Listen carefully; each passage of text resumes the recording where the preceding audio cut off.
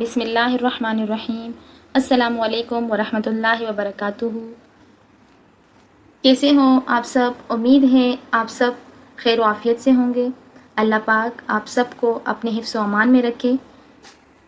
आज मैं CS 202 के करंट पेपर्स और फाइनल टर्म की कंप्लीट प्रिपरेशन वीडियो लेकर आई हूँ। इस वीडियो को देखने के बाद आप इंशाल्लाह इस काबिल हो जाएंगे कि आप अपने एग्ज़ाम में अच्छे CGPA गेन कर सकें। पहले मेरी रिक्वेस्ट है कि अगर आप मेरे चैनल पर न्यू हैं तो काइंडली मेरा चैनल सब्सक्राइब करें और बेल आइकन पे क्लिक करें ताकि मेरी हर आने वाली इंफॉर्मेटिव वीडियो आप तक पहुंचती रहे। चलें हम बिना टाइम वेस्ट किए चलते हैं अपने टॉपिक की तरफ। सबसे पहले क्वेश्चन हमें दिया हुआ है, what while loop and do loop comparison. तो इसका आंसर हमारे पास है, in a while loop condition is check before the loop body execute. While loop में क्या होता है, द कंडीशन इज चेक्ड, हम पहले कंडीशन चेक करते हैं before the loop body execute. Body execute करने से पहले हम कंडीशन को चेक करते हैं। If the condition is false initially, अगर हमारे पास इनिशियली कंडीशन जो है वो फॉल्स होती है तो हम क्या करते हैं, the loop body may be never execute. तो हम क्या कहते हैं कि वो एग्जीक्यूट ना हो, जो हमारे पास लूप है वो एग्जीक्यूट ना हो, मे एग्जीक्यूट, नेवर एग्जीक्यूट। लेकिन हमारे पास इसमें क्या होता है, इसके जो है हमारे पास यहाँ पे दिया है वाइल कंडीशन। हम कैसे लिखेंगे, वाइल कंडीशन और यहाँ पर हम लोग कर्ली ब्रैकेट ओपन और यहाँ हम लोग क्लोज कर देंगे, ठीक है। और इसी तरह हमारे पास जो है डू लूप में हम क्या करते हैं, इन अ डू वाइल लूप में हम क्या करते हैं, the condition is checked after the loop body executes. हम क्या करते हैं, हम डू वाइल लूप में हम क्या करते हैं, पहले हम जो है कंडीशन को चेक करते हैं, बाद में हम चेक करते हैं कंडीशन को, द लूप बॉडी एग्जीक्यूट। जब बॉडी एग्जीक्यूट होती है उसके बाद हम कंडीशन को चेक करते हैं। इन दोनों में यही डिफरेंस है कि इसमें हम बिफोर करते हैं यानी पहले करते हैं कंडीशन को चेक, और इसमें जो है हम बाद में करते हैं, आफ्टर करते हैं, हम कंडीशन को आफ्टर चेक करते हैं और बॉडी जो है एग्जीक्यूट करते हैं। This guarantee that the loop body execute at least once. जब हमारे पास एक दफ़ा जो है एग्जीक्यूट हो जाती है बॉडी, उसके बाद हम जो है चेक करते हैं कंडीशन को। Even if the condition is false initially, अगर हमारे पास फॉल्स भी होगी तब भी हम जो है एक दफ़ा चलाएंगे इसको, ठीक है। डू लूप को हम एक दफ़ा चलाएंगे, लेकिन वाइल को हम चलाएंगे नहीं, हम पहले इसको चेक करेंगे। डू को हम एक दफ़ा चलाएंगे उसके बाद हम चेक करेंगे, ठीक है। अगर हमारे पास यहाँ वाइल में हमारे पास फॉल्स हो गई तो हम जो है ना उसको नहीं चलाएंगे, लेकिन अगर डू में हमारे पास फॉल्स भी हो जाए तो हम पहले उसको चलाएंगे, चाहे वो फॉल्स भी होगी तब भी हम फर्स्ट एक दफ़ा एटलीस्ट चलाएंगे। तो यहाँ क्या लिखा हुआ है, एटलीस्ट वंस, एक दफ़ा हम इसको चलाएंगे। The loop body execute at least once even the condition is false initially. You got my point? तो इसमें हमारे पास क्या दिया हुआ है, हम इसको किस तरह लिखेंगे, डू लिखेंगे, फिर हमारे पास होगा कर्ली ब्रैकेट ओपन और कर्ली ब्रैकेट क्लोज, उसके बाद हमारे पास वाइल आ जाएगा, उसके बाद हमारे पास कंडीशन, ठीक है। तो अब जो है हम चलते हैं सेकंड क्वेश्चन की तरफ। सेकंड क्वेश्चन में हमें दिया हुआ है इवेंट्स ऑफ जे क्वेरी के इवेंट्स बताने हैं। जो हमारे पास क्या है, all the different visitors actions that a web page can respond to are called events. हमारे पास क्या है, ऑल डिफरेंट विजिटर्स जो होते हैं, जितने भी मुख्तलिफ विजिटर्स होते हैं, action that the web page can respond, जो हमारे पास वेब पेज को रिस्पॉन्ड कर सकते हैं, टू आर कॉल्ड इवेंट्स, वो हमारे पास क्या कहलाते हैं, इवेंट्स कहलाते हैं। An event represent the precise movement when something happens. तो इसके हमारे पास तीन पॉइंट्स हैं हमारे पास। सबसे पहले पॉइंट में हमें दिया हुआ है moving a mouse over an element, ठीक है। और सेकंड पॉइंट हमें क्या दिया हुआ है, सेलेक्टिंग अ रेडियो बटन, और थर्ड हमारे पास क्या दिया हुआ है, क्लिकिंग ऑन एन एलिमेंट। सबसे पहले हम क्या करते हैं, मूविंग अ माउस को मूव करते हैं ओवर एन एलिमेंट के ओवर, और सेकंड हमारे पास क्या है, सेलेक्टिंग अ रेडियो बटन, हम रेडियो बटन को सेलेक्ट करते हैं, और थर्ड हमारे पास क्या है, क्लिकिंग ऑन एन एलिमेंट, और क्लिक करते हैं किस पे, एलिमेंट पे, ठीक है। आई होप आपको सेकंड जो है समझ आ गया होगा, फर्स्ट भी समझ आ गया होगा। अब हम चलते हैं थर्ड क्वेश्चन की तरफ। ये जितने भी मैं आपको करवा रही हूँ ना, जिसके साथ 3 मार्क्स लिखा हुआ है, ये 3 मार्क्स के आएंगे आपके, ठीक है।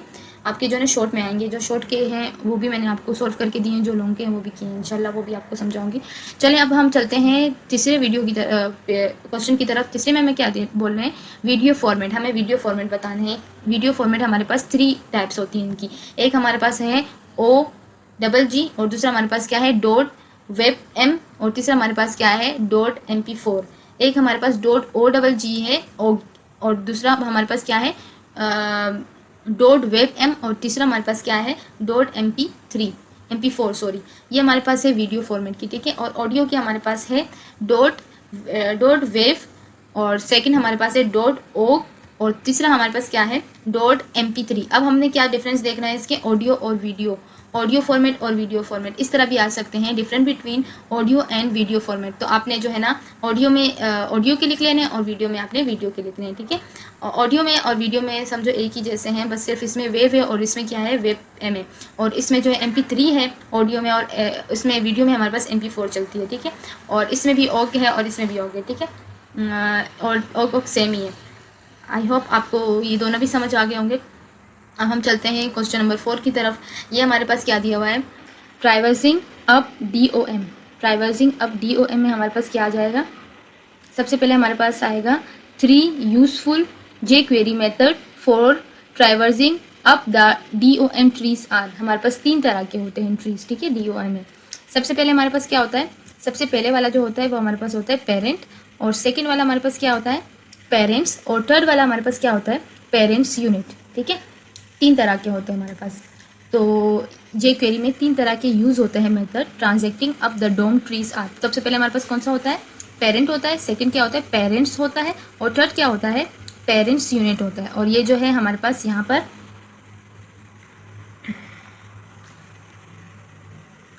पैरेंथेसिस यहाँ पे हमें दिए होंगे, ठीक है, ये भी हमने लगाना है पैरेंथेसिस। चलो इसको सेलेक्ट कर लेती हूँ। नेक्स्ट क्वेश्चन की तरफ मूव करते हैं। नेक्स्ट क्वेश्चन में हमें क्या कहना है, right syntax of text shadow in CSS3। हमने जो है ना एक सिंटैक्स राइट करना है जो हमारे पास हो टेक्स्ट शेडो का इन CSS3 में, सही है। तो हमने सबसे पहले क्या लिखना है H1 लिखना है, यानी हेडिंग 1 हमारे पास आ जाएगा। फिर उसके बाद हमारे पास क्या आएगा, यहाँ पे हमारे पास आ जाएगा ब्रेस, जो हमारे पास कर्ली ब्रैकेट होता है ब्रेस। उसके बाद हमारे पास आ जाएगा टेक्स्ट शेडो, जो हमारे पास यहाँ क्वेश्चन में दिया हुआ है ना टेक्स्ट शेडो, यही हम लोग ने यहाँ लिख लेना है टेक्स्ट शेडो, ठीक है। उसके बाद हमारे पास यहाँ पे क्या आएगा कॉलन आ जाएगा। कॉलन आने के बाद हमारे पास आएगा P2Px, फिर 2Px आएगा, फिर उसके बाद सेमी कॉलन आएगा, फिर हमारे पास जो ब्रैकेट होगा ना वो क्लोज हो जाएगा, ठीक है। ये हमारे पास आएगा जो हमें क्वेश्चन दिया हुआ है सिंटैक्स का। सिंटैक्स दिया हुआ है हमारे पास किस चीज़ का, टेक्स्ट शेडो का। तो ये वाला ये आपको समझ आ गया होगा। अब चलते हैं हम नेक्स्ट की तरफ। नेक्स्ट में हमें कैनवा एंड सेविज SVG के जो है ना डिस्क्राइब करना है, ये कैनवा क्या चीज़ है और SVG क्या चीज़ है, इसको हमने डिस्क्राइब करना है।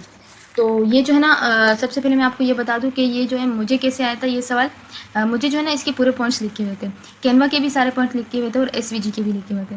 बस सिर्फ मुझे जो है ना एक टेबल बना के दिया था इन्होंने, ये जिसमें जो है ना ऊपर हम मेरे पास आया था जिसमें लिखा था कि कैनवा और SVG, ठीक है, 2 तरह के थे। तो उसमें जो है ना मुझे पॉइंट्स सारे लिखे हुए थे, 6 पॉइंट्स थे। तो उसमें 3 मैंने जो है कैनवा में पुट करने थे और 3 मैंने जो है ना SVG में पुट करने थे। बस सिर्फ मैंने वहाँ से कॉपी करके यहाँ पुट करने थे, लेकिन मुझे सिर्फ इतना पता होना चाहिए कि कैनवा में क्या यूज़ होता है और SVG में क्या यूज़ होता है बस। और जो है बिल्कुल ईजी सवाल था ये बहुत, और वो भी लॉन्ग में आया था 5 मार्क्स का। तो आप लोग को भी आ सकता है, शॉर्ट में आ जाए, लॉन्ग में आ जाए। तो आप लोग के मैं इस तरह कंसेप्ट क्लियर करूँगी कि इंशाल्लाह आप लोग इस सवाल में तो बिल्कुल नहीं अटकेंगे। बाकी भी जितने भी सवाल हैं इंशाल्लाह सब में मेरी कोशिश है कि आपके अच्छे मार्क्स आ जाए और अच्छे नंबर से जो है ना आप इस सब्जेक्ट को क्लियर कर लें। तो चले हम बिना टाइम वेस्ट किए चलते हैं अपने टॉपिक की तरफ। हमारे पास क्या दिया हुआ है, डिस्क्राइब कैनवा एंड SVG। तो हमारे पास है यहाँ पे the HTML canvas elements is use to draw graphics. तो HTML कैनवा में हमारे पास क्या कौन सा एलिमेंट यूज़ होता है, ड्रॉ ग्राफ, सही ये यूज़ होता है। The Canva element is only a container for graphs. Canva element जो है वो सिर्फ कंटेनर ग्राफ के लिए होता है। और क्या है, कैनवा है सेवरल मेथड्स, कैनवा के जो है सेवरल मेथड्स है फॉर ड्राइंग पाथ में पहले हमारे पास क्या है बॉक्सेस है, और दूसरा हमारे पास क्या है सर्कल है, और तीसरा हमारे पास क्या है टेक्स्ट है, और 4 हमारे पास क्या है एडिंग इमेज। हम जो है ना बॉक्स भी कर सकते हैं, इसमें कैनवा हमारे पास बॉक्स भी हो सकता है और सर्कल भी कर सकते हैं हम, और इसको जो है ना टेक्स्ट में भी लिख सकते हैं और इसमें इमेजेस को ऐड कर सकते हैं कैनवा में, ठीक है। उसके बाद हमारे पास क्या है, एसवीजी की फुल फॉर्म क्या है, stand for scalable vector graphics, इसकी फुल फॉर्म है, ठीक है। ये भी एक एमसीक्यूज में मुझे आई थी कि इसकी फुल फॉर्म बतानी थी। उसके बाद है SVG is use to define graphics for the web. SVG को हम यूज़ कर सकते हैं, SVG is use to define graphic for the web, हम वेब के लिए भी यूज़ कर सकते हैं एसवीजी को। और दूसरा हमारे पास क्या है, SVG is W3C recommendation, W3C में रिकमेंड किया है। और उसके बाद हमारे पास क्या है, the SVG element is container for SVG graphics, ये जो है एलिमेंट जो हमारे पास कंटेनर ग्राफिक्स का है। उसके बाद हमारे पास क्या है, SVG has several methods for drawing path, boxes, circle, text and graphics image. तो ये भी हमारे पास इन चीज़ों के लिए यूज़ होता है, ड्राइंग के लिए भी यूज़ होता है, सर्कल के लिए भी यूज़ होता है, ग्राफिक्स के लिए भी यूज़ होता है, उसके अलावा जो है ना ग्राफिक्स इमेज के लिए भी यूज़ होता है, टेक्स्ट के लिए भी यूज़ होता है, ठीक है। आई होप आपको ये भी समझ आ गया होगा। तो अभी चलते हैं हम नेक्स्ट क्वेश्चन की तरफ।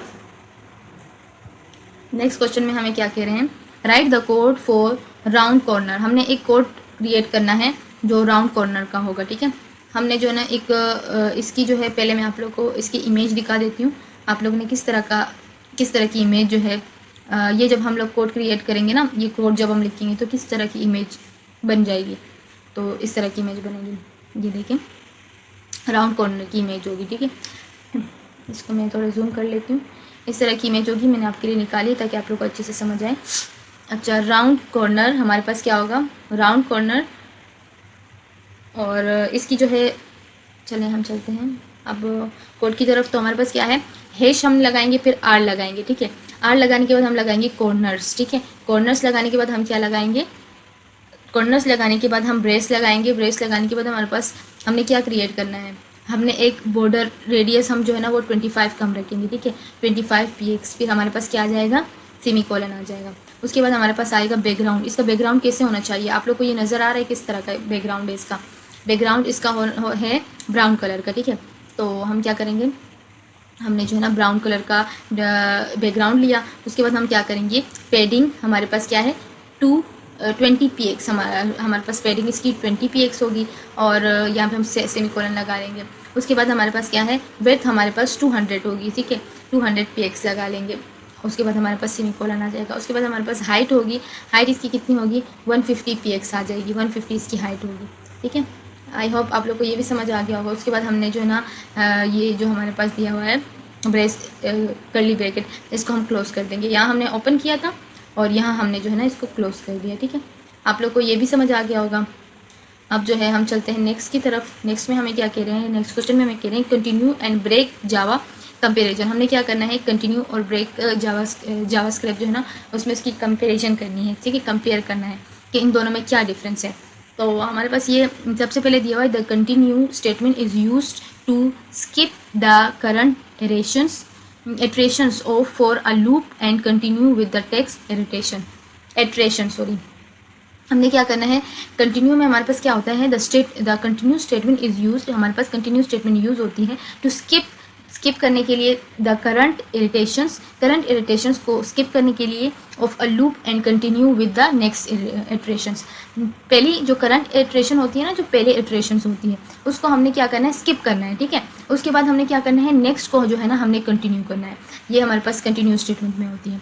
और उस ब्रेक जो है उसमें क्या होता है, the break statement is use to exit और टर्मिनेट द लूप कम्प्लीटली। हमने इसमें क्या करना होगा, इसमें हमने जो ना ब्रेक करना होगा स्टेटमेंट को, ब्रेक स्टेटमेंट में हमने क्या करना होगा, एग्जिट करना होगा और टर्मिनेट करना होगा, ठीक है। इन दोनों में ये डिफरेंस याद करें, इसमें एग्जिट और टर्मिनेट करना होगा, और इसमें हमने करंट इरिटेशंस ऑफ लूप जो है हमारे पास क्या होगा, उसको हमने कंटिन्यू करना होगा, स्किप करना होगा, और नेक्स्ट को जो है ना हमने कंटिन्यू करना होगा, ठीक है। दोबारा से सुन ले, हमने क्या करना है, कंटिन्यू में हमने क्या करना है, the continue statement is use to skip the current iterations. हमने जो है ना करंट इरिटेशंस को हमने जो है ना स्किप करना है, ऑफ अ लूप का, और कंटिन्यू करना है नेक्स्ट इटरेशन में। हमने जो है ना नेक्स्ट इटरेशन जो हमारे पास लूप होगी उसको हमने नेक्स्ट करना है, ठीक है। नेक्स्ट को हमने कंटिन्यू करना है।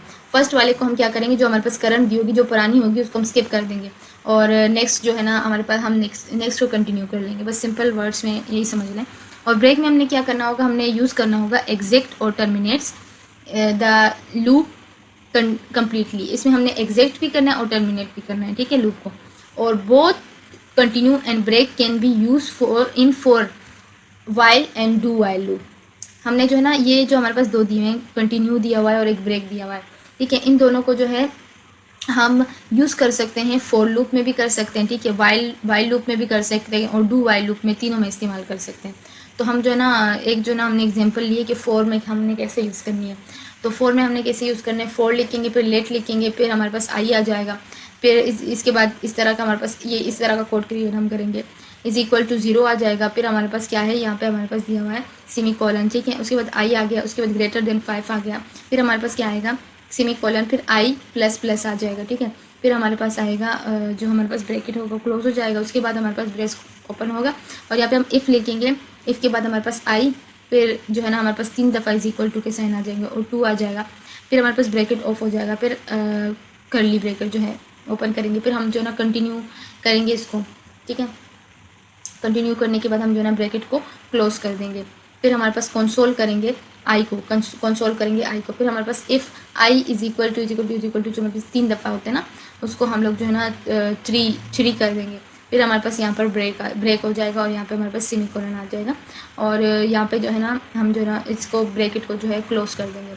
तो हमने इसमें हमें क्या कह रहे हैं, असल में मैंने आप लोग को बस इसीलिए इस तरह समझाया है ताकि आप लोग को याद हो जाए, लेकिन ये जो असल में हमें क्या कह रहे हैं, इसमें फॉर लूप में हमें कह रहे हैं let i is equal to 0। अगर आई हमारे पास 0 के बराबर है, आई जो है वो ग्रेटर देन 5 है, देन हमने क्या करना है, आई प्लस प्लस हमने क्या करना है, इफ़ अगर हमारे पास आई जो है हमारे पास 2 के बराबर है, तो हम इसको कंटिन्यू करेंगे, ठीक है।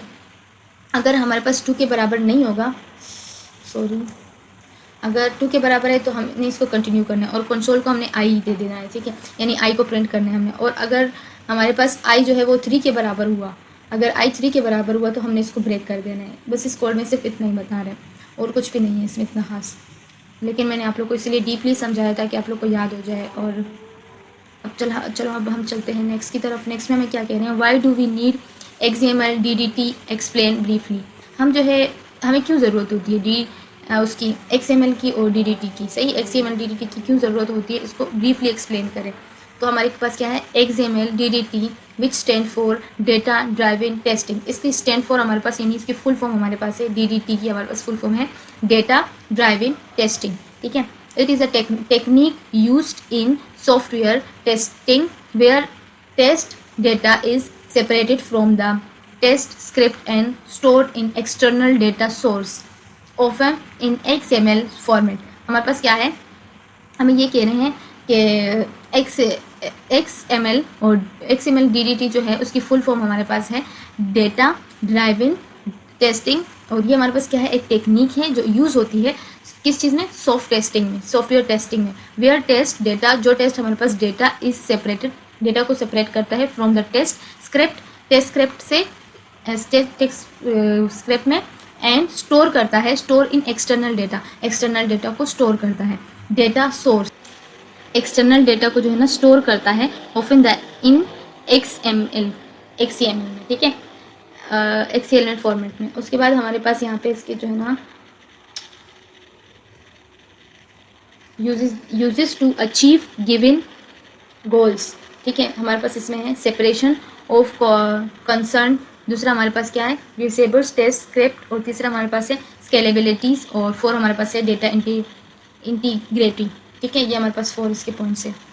तो उसके बाद हम नेक्स्ट की तरफ चलते हैं। नेक्स्ट में हमें क्या कह रहे हैं, right the code for the responsive website but the page of 2 columns. हमने क्या करना है, एक कोड क्रिएट करना है फॉर रिस्पॉन्सिव वेबसाइट, जो हमारे पास रिस्पॉन्सिव वेबसाइट का हो के लिए हो, but the page of 2 columns, जिसके पेज हमारे पास 2 कॉलम्स में हो, ठीक है। तो हम जो है ऐसे कर लेते हैं, हमने पहले क्या करना है, हमने टाइप जो है ये तो आप लोग को आते ही होगा, डॉट टाइप HTML, फिर HTML लिंक लिखेंगे इज इक्वल टू EN लिखेंगे, ठीक है। EN लिखने के बाद हमारे पास हेड आ जाएगा इसका, और यहाँ पे हमने हेड लिखा, और यहाँ पर हम जो है ना इसका हेड जो है उसको क्लोज कर देंगे। हेड जो है वो यहाँ आके क्लोज हुआ है, ठीक है, यहाँ आके क्लोज हो गया हेड। फिर हमने क्या करना है, अगर आप लोग को इस तरह समझ नहीं आ रहा है ना तो कोड के लिए मैं एक जितनी भी इसमें फाइल में कोडिंग है ना उसके लिए मैं एक अलग वीडियो बना लूँगी आप लोग के लिए। उसके बाद हमारे पास है meta chars is equal to charset is equal to UTF-8 आ जाएगा। फिर हमारे पास क्या है, meta name, viewport, content हमारे पास वेथ है इज इक्वल टू डिवाइस, और वेथ हमारे पास कितना है, initial scale is equal to 1.0, और टाइटल हमारे पास क्या है, रिस्पॉन्सिव वेबसाइट्स विद 2 कॉलम, जो हमारे पास यहाँ पर दिया हुआ है ना वही टाइटल होगा इसका, ये वाला जो हमें यहाँ पे दिया हुआ है ना ये इसका टाइटल है, ठीक है। फिर हमारे पास यहाँ पे टाइटल जो है वो क्लोज हो जाएगा। जब हम उसको ओपन करते हैं ना तो इस तरह करते हैं, क्लोज, इस तरह क्लोज हो जाता है, ठीक है। तो उसके बाद हमने स्टाइल को जो है स्टाइल लिखना है। स्टाइल हमारे पास कितना क्या होना चाहिए इसका, स्टाइल में हमारे पास ये जो है इसका कमेंट हो गया, स्टाइल फॉर द कॉलम्स, ये हमारे पास इसका कमेंट हो गया।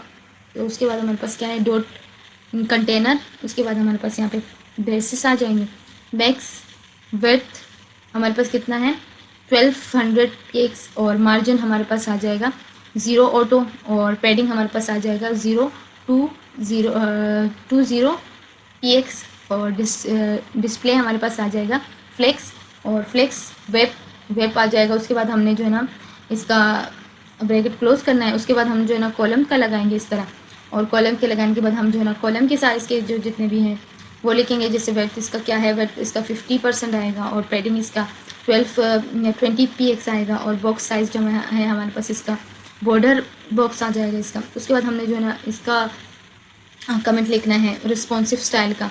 रिस्पॉन्सिव स्टाइल में हमने क्या करना है, @media screen and max width 768 px हो जाएगा हमारे पास। फिर उसके बाद डॉट कॉलम, फिर उसके बाद हमारे पास इसका ब्रैकेट जो है वो ओपन हो जाएगा, और अब जो है ना इसके हम वेट लिखेंगे। वेट हमारे पास कितनी होगी, 100% हो जाएगी। उसके बाद हम जो है ये लिखेंगे, कमेंट लिख लेंगे एग्जाम्पल एडिशनल स्टाइल के, तो हमारे पास dot column NTH child odd आ जाएगा। फिर उसके बाद हमारे पास बैकग्राउंड जो है वो हमारे पास कितना है, बैकग्राउंड कलर हमारे पास F0 हैशटैग लगा के हम लोग लगा लेंगे।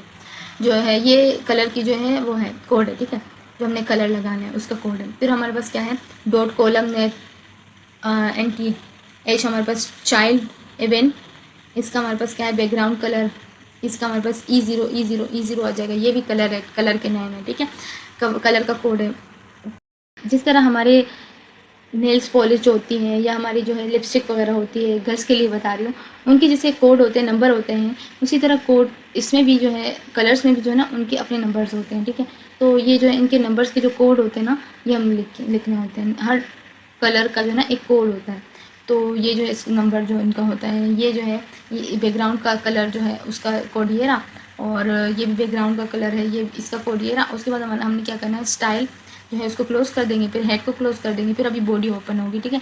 बॉडी को हमने यहाँ से ओपन किया, फिर डायरेक्ट क्लास, फिर कंटेनर हमारे पास आ जाएगा, फिर डायरेक्ट क्लास, फिर हमारे पास कॉलम आ जाएगा। फिर हमने जो है पहले हमने फर्स्ट हेडिंग दी थी, यहाँ हम सेकंड हेडिंग दे देंगे। कॉलम 1 हमारे पास हो जाएगा, यहाँ हमारे पास हेडिंग क्लोज हो जाएगी, ठीक है।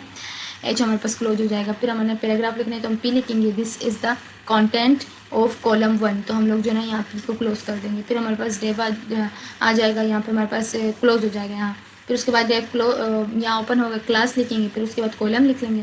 फिर हमारे पास यहाँ पे जो है यहाँ पे हमारे पास हेडिंग 2 आ जाएगी, कॉलम 2, और यहाँ पे हेडिंग क्लोज हो जाएगी, ठीक है। उसके बाद हमारे पास P आ जाएगा, this is the content of column 2, और यहाँ पे हमारे पास P जो है वो क्लोज हो जाएगा। उसके बाद हमारे पास जितने भी हमने ऊपर दिए थे ना, यहाँ पे डाइव का ये भी हमारे पास क्लोज हो जाएगा। उसके बाद बॉडी क्लोज हो जाएगी, और उसके बाद HTML जो हमने ऊपर दिया था वो भी क्लोज हो जाएगा, ठीक है। उसके बाद हम चलते हैं नेक्स्ट क्वेश्चन की तरफ। नेक्स्ट क्वेश्चन में हमें क्या कहना है, image attribute style. Image attribute style जो है ना हमारे पास क्या होता है, इमेज लिखते हैं, स्क्रीन लिखते हैं, फिर उसके बाद हमारे पास इमेज .p JPG आ जाता है। फिर अल्ट हमारे पास क्या होता है, डिस्क्रिप्शन ऑफ द इमेज, जो हमारे पास इमेज की डिस्क्रिप्शन होती है वो आ जाती है। फिर हमारे पास क्या है, विड्थ हमारे पास 100 रखना है, और हाइट हमारे पास 100 रखनी है। ठीक है, बहुत इजी सा है ये, इसको तो आप लोग रट लेंगे, याद हो जाएगा आराम से। उसके बाद हमारे पास है sliding methods of jQuery. Sliding methods बताने हैं जेक्वेरी के, तो हमारे पास इसके 3 तरह के होते हैं। पहला वाला हमारे पास क्या है, स्लाइड डाउन होता है, फिर हमारे पास स्लाइड अप होता है, फिर स्लाइड टॉगल्ड होता है। ठीक है, तो स्लाइड डाउन में हमारे पास क्या होता है, animate the height of the selected element to show it by the sliding it down. तो हमने क्या करना है, एनिमेट द हाइट ऑफ, जो हमारे पास एनिमेट जो है height of the selected element, जो हमारे पास सेलेक्ट एलिमेंट होते हैं, to show it by sliding down sliding down में। ठीक है, स्लाइडिंग अप में हमारे पास क्या है, animate the height of the selected elements to hide it by sliding up. अब इसमें क्या डिफरेंस है, इसमें ये डिफरेंस है कि इस दोनों सेम ही है, आपने सिर्फ क्या करना है, इसमें जो है इसको शो करना है। ठीक है, और इसमें आपने इसको हाइड करना है। अगर हमारे पास डाउन आ गया तो डाउन में हमने इसको शो करना है, अगर हमारे पास अप आ गए तो उसमें हमने हाइट को हाइड करना है। ठीक है, और यहाँ पे जो है हमारे पास डाउन है तो डाउन ही आ जाएगा, यहाँ अप है तो अप आ जाएगा, बाकी सेम ही है। उसके बाद हमने जो है ना स्लाइड डॉगल है, स्लाइड डॉगल में हमने क्या करना है, इसमें toggle between sliding up the and sliding down, इसमें दोनों आ जाती हैं डॉगल में, sliding up and sliding down दोनों आ जाएंगे। The selected elements based on its current visibility states. ठीक है, उसके बाद नेक्स्ट क्वेश्चन की तरफ मूव करते हैं। नेक्स्ट क्वेश्चन में हमें क्या कहना है, difference between HTML5 and HTML। हमने इसके डिफरेंस बताने हैं कि HTML और HTML5 और HTML में क्या डिफरेंस है। तो इसमें ये डिफरेंस है कि